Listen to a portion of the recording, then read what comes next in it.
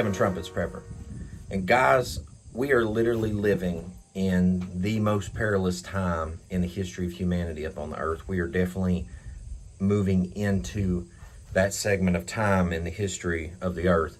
And I have a whole laundry list of things that I wrote down so that I didn't forget today whenever I was sitting thinking about what I wanted to say on this. I've kind of slacked off massively in this past year on YouTube, even though I do a weekly live stream. I don't have a lot to say anymore about a lot of things because I feel like I've spoke on them for, over a decade, and it's like we're past the point of talking about a lot of things. We're at the point where these days are taking place before our very eyes. We are in that generation. And a lot of people, I think, are completely oblivious. I don't think I have observed that many people are completely out of touch with where we're at in the history of humanity. Guys, it's a little bright. I figured it would be. That's why I brought sunglasses. I'm gonna have to put them on. But if you think about, 2 Thessalonians, where that because people receive not the love of the truth, they'd be sent strong delusion, right? And I'm not sitting here saying that I have every single last thing together in this life. This is going into decades now that I've tried to walk things out in the Torah and do the right thing.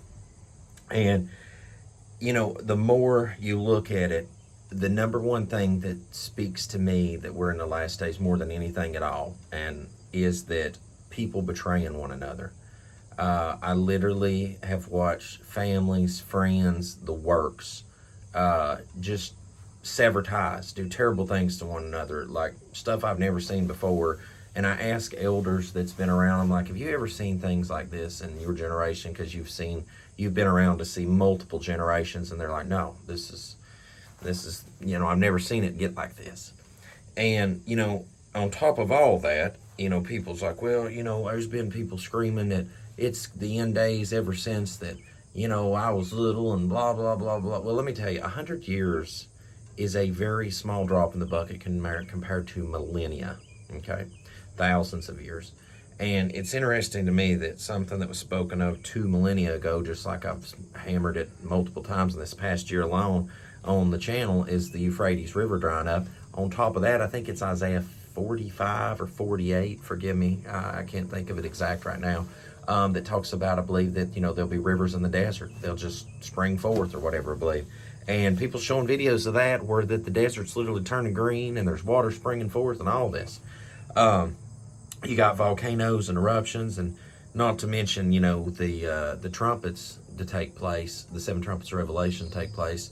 And I look back and, 2019, I remember in California when I was sitting there waiting to catch a flight home from out there, I was like, things will never be the same again. And they never have been since then. I've nailed that right on the head. I mean, that has just been one thing after another in the previous years, and it just continues to be a thing.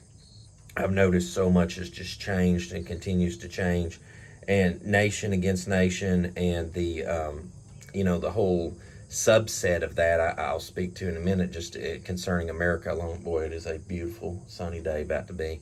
Praise the Most High for that. And we're watching countries go to war with each other. We're seeing strife and upheaval everywhere.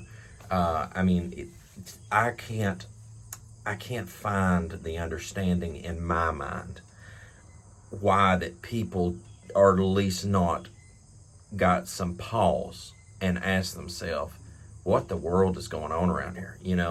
Like, instead of just walking around and striving to be a complete and utter human waste of space, which most people do seem to act like nowadays, I don't know why people can't just pause and be like, there's something not right. Like, I get up each day and I feel this fundamental change in the world. Like, I don't even feel the same energy of life like I used to. And I'm happy. I'm great. As a matter of fact, I'm so peaceful in my life at this point now where I hope it never changes, because I've always just been go, go, go.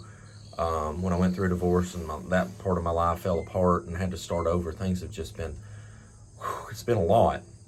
And to finally just have peace in my life and to have, solidarity for once. It's so nice. And I'm sitting right here, right behind me. This going to get photovoltaic modules on it soon, and not only is it going to run a crypto mining shed, but it can help power this whole farm by the grace of y'all.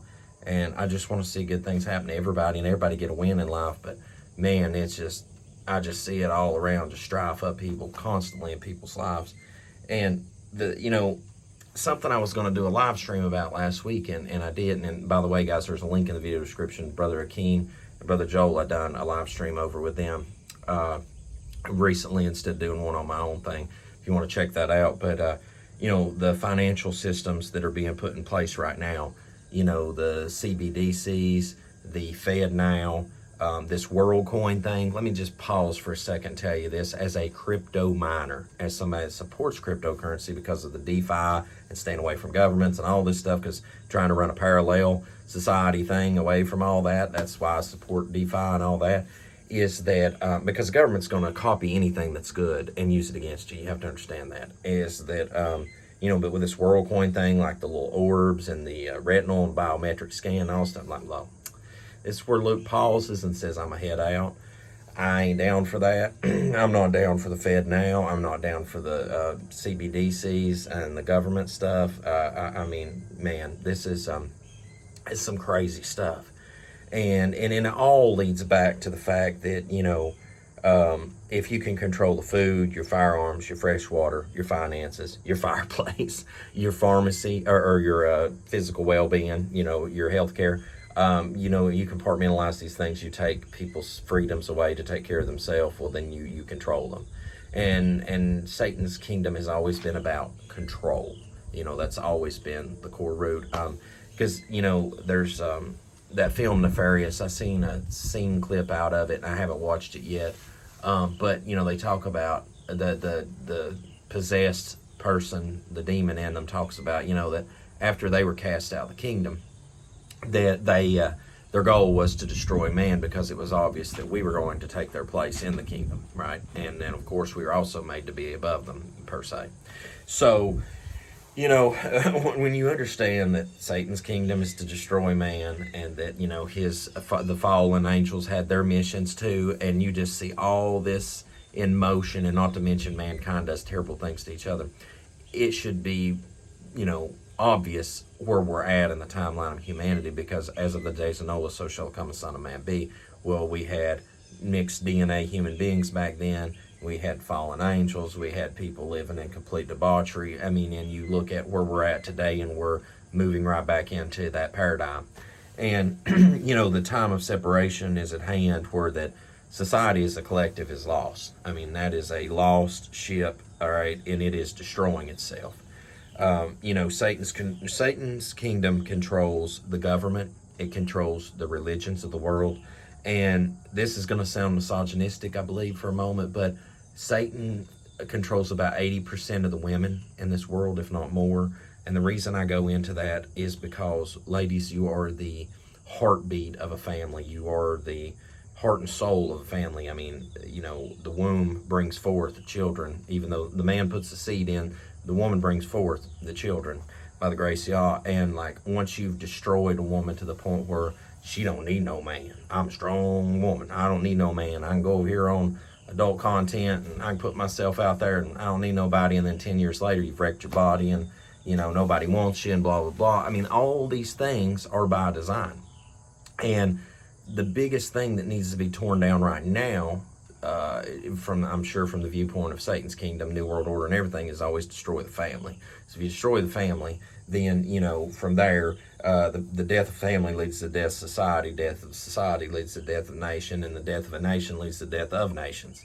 It is a snowball effect, and it's so important. I mean, if I was Satan, the three most important things I would want to control, aside from money, would be the governments, the religion, and women. Because if I control a woman, I can control a man, because a man's desire is for a woman. And that is something I'm seeing taking place right now too, at a astronomical rate, is the death of families and the extortion of man through the court systems, and which leads sometimes to self-deletion, and we could just go on and on and on and on. And you need the family fractured, especially for the next phases of what is to come. And I want to make also a note that I know I said 80% of the women Satan has under control by ways of them being deceived, by ways of them living a not set apart lifestyle. But that applies. A lot of men are deceived by Satan's kingdom too. But I just wanted to emphasize the importance of why he's going after the women right now in this generation, because that needs to be separated so that you can separate the family. That's what that's all about. I just want to clarify that, because in the next phases that's going to take place, you need no leadership in the home, and you need a fractured home, because they're going to, move you into a financial system where we're somewhere between the movie INTIME, End Time, and Mad Max. Somewhere in the middle of there is where I see us driving down this road of destruction as a world right now. If you could put some kind of cinematic feel to it in comparison and understanding. And to me, as I see us approaching this, I'm like, all right, so we know lockdown 2.0 is ahead of us. We know stabby jabby 2.0 is ahead of us. We know some kind of CBDC, retinal scan, biometric, RFID, some kind of satanic financial banking system thing is ahead of us. A lot of things, the water is murky right now, but it's not so murky you can't see the riverbed. Now, a decade or two ago, you couldn't see the riverbed. The water is starting to clear enough that it is still muddy, but you can still see what's on that river bottom now. And for those that want to look close enough and observe. And, I hate it so bad, because it's one of those things where that, like, how it's going to play out, and what part you play in it, but you cannot, you can't control the rest. It's like being an actor in a play, and you've been given your script, and you either want that part or you didn't want that part, but it doesn't matter. You're already in the play, it's in motion, and you have to do your part. Like, that's kind of where I've arrived at, is that this is what we're seeing take place before us. Now, sorry guys, I got to turn the page because I had a bunch of notes I wrote down and I didn't want to forget this. So, that leads me to the next thing, is that as we observe and see how the nations are and how everything is going around the world right now, is America, to me, has always been a grand experiment from observation, over looking at it from the time of a young person to now. It's always been strange and interesting to me, the mashup of the nations, the mashup of cultures, the mashup of beliefs, the mashup of peoples. And the reason I say peoples is because, people's like, oh, that person's a racist or this or that. I'm like, well, there's actually, in my observation, there's only been one race since 2019. Now, after 2019, I would argue there is multiple races of human beings. There's people with damaged DNA and there's people with non-damaged DNA. I would actually say there's an opportunity for somebody to say they're racist. But with that said, like, if somebody wants to despise other people, then they're a melaninist, because, like, there's no such thing as a black man, so-called black man. There's no such thing as a so-called white person. At best, I would say that's cream or peach color, what I am. I'm sitting by a white building and I don't look like a white building. I can see a so-called black person sitting next to me and they do not look like the black trim on this the black trim that's on the white building.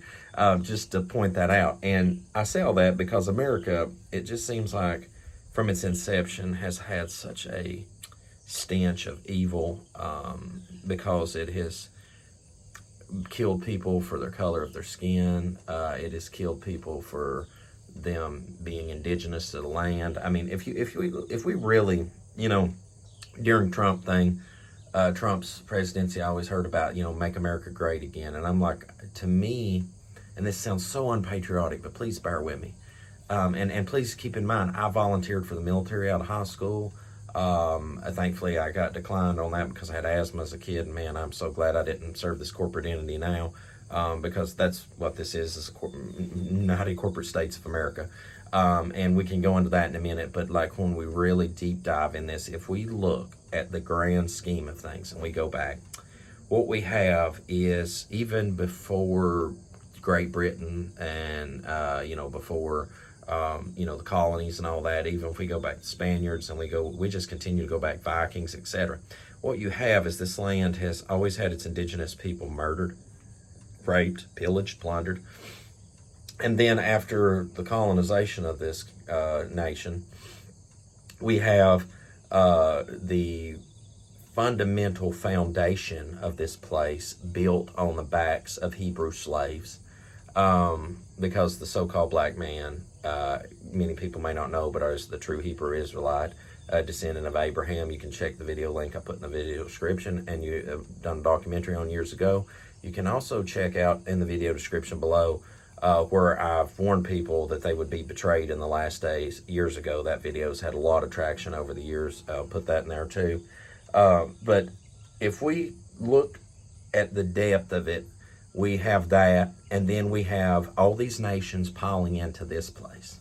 And then we have the New World Order and corporations now at the head of that. Like that's currently the ruling class thing in this second beast of Revelation from the best viewpoint I can see it. And the first beast of Revelation being the Roman Catholic Church, because the man of sin sits at her head, which is attempted to change times and laws, Daniel 7:25. So that's why I've always been able to pinpoint, by the grace of y'all, keep an eye focused on that is the man of sin that sits at his head.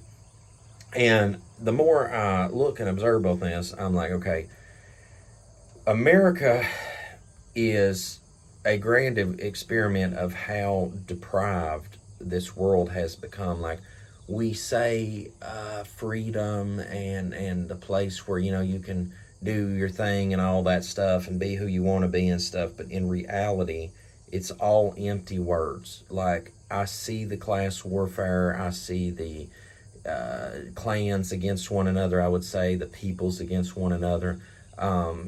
It's sad to me that, like where I sit right now, my friend was here the other day, and he is what you people would say a black person, right?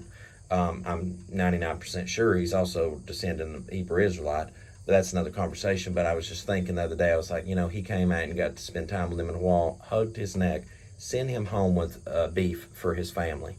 And he was telling me, how we needed to get together and hang out more, and because he works a lot and I do too. And I'm like, it's so sad that all the people I know, Hispanic, Asian, black, so-called white, all these different garbage labels that people put on things, I love them all like family. And it's just so sad to me that this nation that says that it supports so much does right the opposite of it. And what it's done to the Native American and what it's done to the Hebrew Israelite, I could go on and on and on. But I say all that to say this is, America, if you look at that as a microcosm of Satan's world right now, Satan's kingdom in this world, right? How that it's operated is that it's confusion and strife and chaos, and it's always labeled this, but at the core it's this. And the other day, I seen that boat dock incident that happened in Alabama. This is a great subset of what I'm talking about. And I watched it transpire. By the way, the people that parked the boat there were completely in the wrong. Like, they should have moved their boat.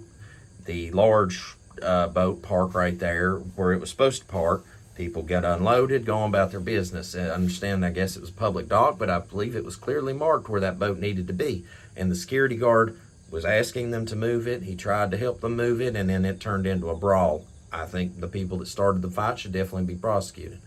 But it showed me the intense hatred and malice that peoples have against other peoples. And I seen on Facebook, it was like, what was it? It's 3 white guys picking cotton and a so-called black man with a folded chair, about to hit them. And I was thinking, boy, if that meme was the other way, oh, the internet it'd break. And I just use that as an example to show that things are always fresh. Like, to me, doesn't matter if it was the Jim Crow era or now, things are always fresh. And I just bring that up as between the clashes between those two peoples. There's so many other peoples and clashes and things that go on too. But I just look at it and I'm like, there's no desire to really unite this country. You need it fractured. You need the people fractured. And it's just a microcosm of how you need the world too if you want Satan's kingdom to thrive. And then you stack on top of that the New World Order that directly serves him, that are many in places of power of religion and government. And you want this to be the element, and then on top of it, corporations, which I would say most people that are just hardcore corporatists don't really love the Most High. They don't care about Satan either, but they indirectly serve him. They just don't know that by their actions. And so when you roll those three together, I mean, that's where we're at. And Revelation 18 talks about that the merchants of the earth, I think it was the mighty men, the merchants of the earth. People were deceived because of the pharmaceutical drug sorcery, literal pharmaceutical drug sorcery, and all these factors, you just keep rolling them together, and I'm like, and then like I said, all the prophetic events that's taking place, and it's like, how do people not put two and two together that we are entering the most perilous time in humanity ever before? I mean, like Matthew 24, the things that Messiah said to us. I mean, like, I don't know how people, I mean, the things that go on in America, just like the situation I seen the other day, and I think that was Alabama boat dock that happened the other day, shows to me clearly why that it will require Messiah to rule from Jerusalem with a rod of iron. People are going to have to be corrected. All peoples are going to have to be corrected. I believe it's in the book of Baruch, 1st or 2nd Baruch too, that, it talks about that the nations that have known Israel, that pretty much long short of it, that mistreat them, will be destroyed. And I mean, these things, there's a lot people need to really sit, compartmentalize, and consider upon, because these things are coming at light speed. And America will consume itself, and the grand problem now here and abroad is that there's nowhere really left to go. It's kind of one of those military term things. We're holding till relieved until the master comes and gathers the elect from the four corners of the earth. And I really hope I am counted worthy to be part of that collection, because the last thing I would say too, which I think is one of the most powerful things about the time we're living in, is the so-called Torah community, so-called believers, especially Christians. Whew, let me just take that whole clump and lay right there. Is that from the word JC, from JESUS, people say, knowing that that's not correct, knowing that the J letter word is only what I think 600 years old. It's not actually, I think that's incorrect. I'm trying to think now. Shoot, I think I might even have my math wrong on that. It's just hundreds of years fresh, not millennia, just a few hundreds of years, I believe it is. I haven't stated that fact in so long I can't remember it. But when you look at that, and you look at that, people refuse to use the set apart names. Not that, like, let's see people make a cult out of that. It's like, have some respect, have some dignity for the Most High. Like, obviously that's in Paleo Hebrew, so like it obviously meant his name there. So let's look at all the translations and back up to there, and it's like, does these match? Because if they don't, have some self-respect and honor the Most High. To the true calendar, I get so dead sick and tired of people saying, I'll see you at Sabbath on SAT day. I'm like, no, bro, you won't see me at Sabbath on SAT day, because number one, it ain't the Sabbath. Like, stop playing these childish games. The Father's appointed times, like, how do you keep that and then go to church on the Roman pagan calendar? Like, how you just help me make it make sense at this point. Like, we're too far along. Like, we're too far along to be playing these games. Like the flat earth, I hear so many people are like, I can't. That's where I check out. I just check out the flat earth. I'm like, but obviously we're not living on a spinning globe. Obviously, in a vacuum in space and all this crazy stuff. The scripture is very plain about there's firmament above, water's above us, water below us. Like, I mean, I could just go on and on and on and on. And I have a ton of points I could hit. People can't accept who the true Hebrew Israelite ancestral descendants is, and all these things. They can't accept a Messiah that's going to be melanated. I mean, like, I could go on and on. And I put myself in shoes. I'm like, all right, say I'm Asian, say I'm so-called black man. I don't have a problem bending the knee to Messiah if he's white, if he's melanated, if he's Asian, if he's blue. Like, I'm just saying, like, these are non-issues to me. Like, to be honest to the truth at this point, I don't know why it's so hard for people. And it's a heart condition, man. It is a stony heart condition, and I'm tired of society, guys. Like, I don't produce a lot of content on here anymore because, like, YouTube hates my content. YouTube hates me. Like, I got a notification recently that I had 0 subscribers in a month. 0. Now, I know I may not produce the best content in the world, and I know I don't produce a lot of content anymore, but to tell me I had 0 subscribers, like, they've took my monetization practically away without taking it away.